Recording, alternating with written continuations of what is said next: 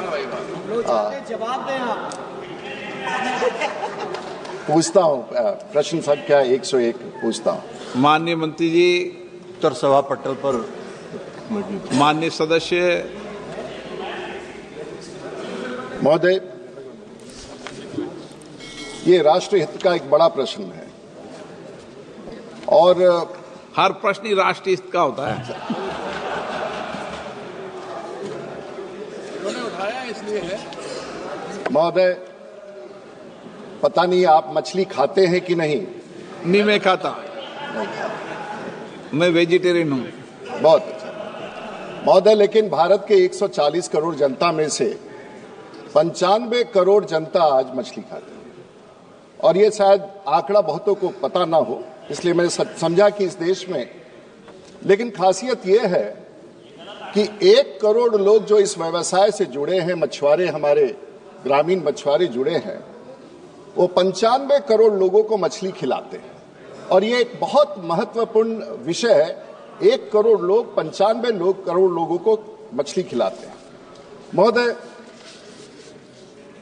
आज पूरे भारत में जो हमने कहा लगभग 88 लाख जो हमारे स्टैंडिंग कमेटी के प्रतिवेदन में था, जो लोग इस व्यवसाय से जुड़े हैं, उसमें तेलंगाना में 10 लाख लोग हैं, ओडिशा में 8 लाख मछुआरे हैं और कर्नाटक में 6 हैं। लेकिन अगर भारत में सबसे ज्यादा मछुआरे अगर कहीं हैं, और मैं फिर से दोहराना चाहूंगा अध्यक्ष महोदय, ये आंकड़ा शायद सदन के पास संज्ञान में ना हो, अगर सबसे ज्यादा मछुआरे अगर किसी इस व्यवसाय में जुड़े हैं तो वो बिहार में है और 80 लाख लोगों में 40 लाख मछुआरे इस व्यवसाय से बिहार में जुड़े हैं।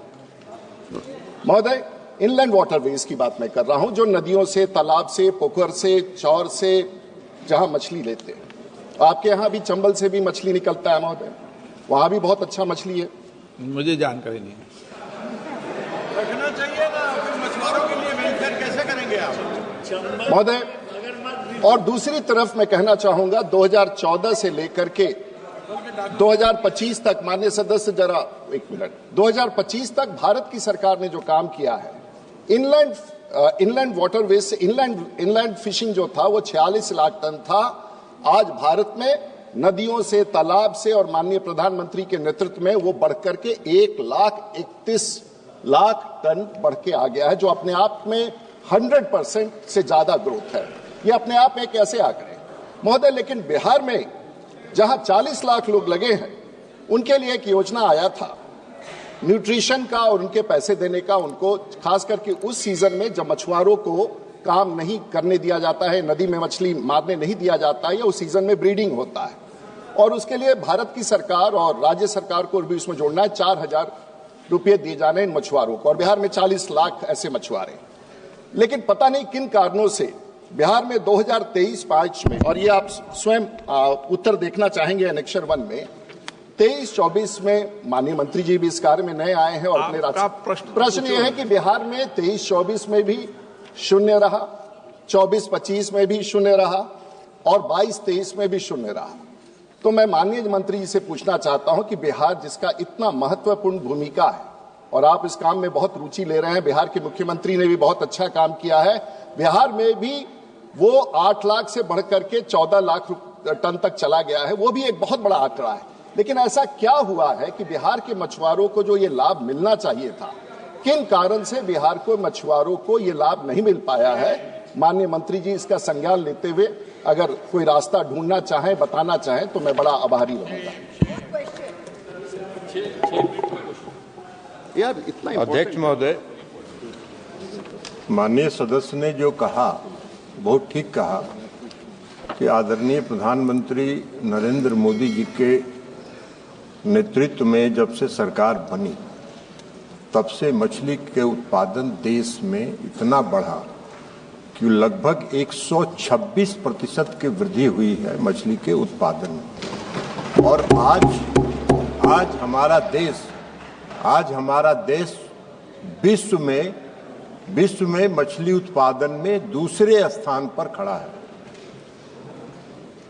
महोदय, 2013-14 में 95.7 लाख टन मछली का उत्पादन इस देश में होता था, जो आदरणीय प्रधानमंत्री नरेंद्र मोदी जी के बाद शासन में आने के बाद बढ़कर 23-24 में 184.02 लाख टन मछली का उत्पादन हो गया। उसमें सही बात है, माननीय सदस्य ने जो कहा वो सही बात है कि इस पूरे मछली उत्पादन में जो इनलैंड फिशिंग है, जो अंतर्देशीय मछली उत्पादन है, उसका वृद्धि 126% है और 13-14 में मात्र 61.36 लाख टन था, जो अब 23-24 में बढ़कर 139.07 लाख टन हो गया है। तो ये वृद्धि जो है इनलैंड फिशिंग का शेयर बहुत बड़ा है मछली के उत्पादन में। अब जहां तक माननीय सदस्य ने ये पूछा है कि जो बैन पीरियड होता है 3 महीने लगभग मछली के उत्पादन के लिए बैन होता है और मछली उत्पादन नहीं हो पाता है, ब्रीडिंग पीरियड होता है।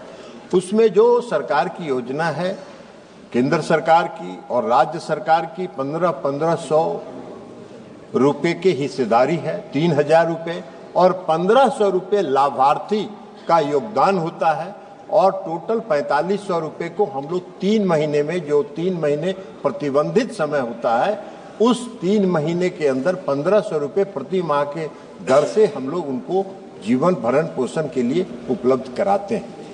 अब कई बार लाभार्थी का भी शेयर नहीं मिलता है, कहीं राज्य सरकार का शेयर नहीं मिलता है, तो उसके कारण इसके साइकिल में थोड़ी सी परेशानी होती है, लेकिन हम लोग उसको देखेंगे कि वो परेशानी नहीं होगी। माननीय सदस्य महोदय, मंत्री जी उत्तर देते हुए मेरा उत्तर नहीं दिया, तो कोई बात नहीं। मैं समझ सकता हूं कि कठिनाई है कि बिहार में हम सब लोग एक ही दल से हैं और इनका बड़ा योगदान है और बहुत सुलझे हुए माननीय मंत्री जी हैं, कोई ऐसा नहीं है, इसलिए सुलझा हुआ जवाब है, लेकिन उत्तर अनुत्तर हो गया मेरा, लेकिन कोई बात नहीं, कोई नहीं। ये महोदय इनका थोड़ी ना इसमें रोल है, ये तो राज्य सरकार को देखना है। अब इसमें एक कंपोनेंट है 1500, वो बेचारा किसान को अगर 1500 देना ही हो तो 3000 में 1500 कम हो गया, तो योजना में सुधार की। मेरा दूसरा प्रश्न महोदय, माननीय प्रधानमंत्री ने, जब आपको याद होगा कोविड में उन्होंने आत्मनिर्भर भारत की घोषणा की और बड़ी घोषणा की और बड़ी योजनाएं लागू हुई और बहुत कामयाब योजनाएं लागू हुई, और उसमें मत्स्य संपदा योजना माननीय प्रधानमंत्री ने एम्प्लॉयमेंट जनरेशन, उस दौरान एक बड़ा संवेदनशील कदम उठाया और मछुआरों के लिए उन्होंने एम्प्लॉयमेंट जनरेशन के साथ साथ ब्लू रेवोल्यूशन की बात कही, जो अपने आप में बहुत उचित था। और 2020 से लेकर 2025 तक उन्होंने 20,500 करोड़ रुपया आवंटन किया। महोदय, ये अपने आप में आंकड़े बड़े हैं और उसमें आंध्र प्रदेश विकसित राज्य है, सबसे ज्यादा मछली का उत्पादन आज वहीं होता है। वहां उन लोगों ने मछुआरों के लिए state of art wholesale fish market, अब बिहार जहां 40 लाख लोग काम कर रहे हैं, हमारे यहां आंध्र प्रदेश में लगभग 150 फिश मार्केटिंग सेंटर है, कंप्यूटराइज्ड है, उसके लिए व्यवस्था है, एयर कंडीशनिंग है, लॉजिस्टिक्स है। बिहार में शायद एक है।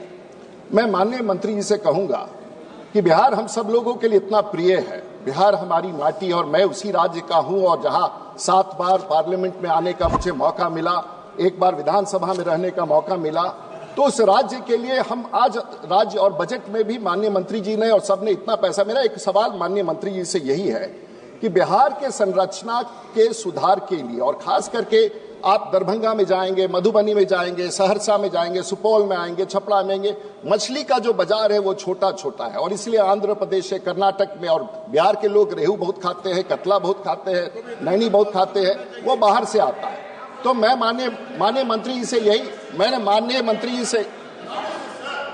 मंत्री जी से पूछना चाहूंगा कि बिहार के मछली के संरचना को बढ़ाने के लिए आप ये 20,500 करोड़ रुपया जो भारत सरकार का है, आप क्या कदम उठाना चाहेंगे कि बिहार के मछुआरों को सीधे तौर पर लाभ हो सके?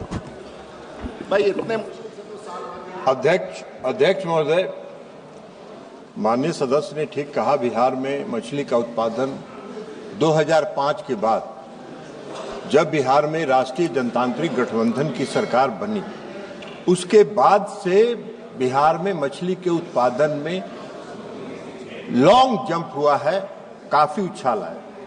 पहले बिहार के मछली बाजार में बिहार के मछली की बिक्री 10% थी।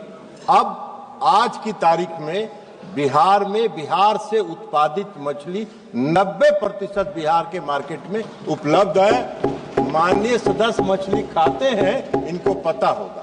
अब जहां तक फिश मार्केटिंग का सवाल है, गिरिराज जी भी खाते हैं, लेकिन वो खिलाते नहीं है।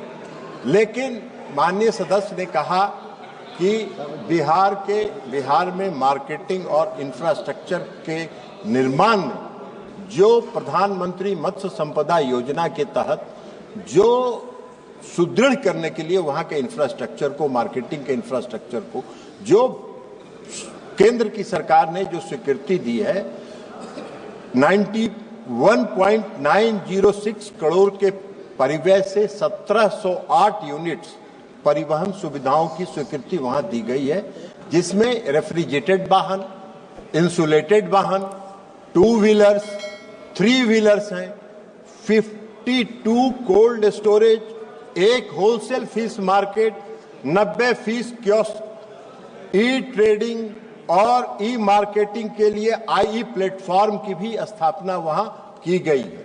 इसके अतिरिक्त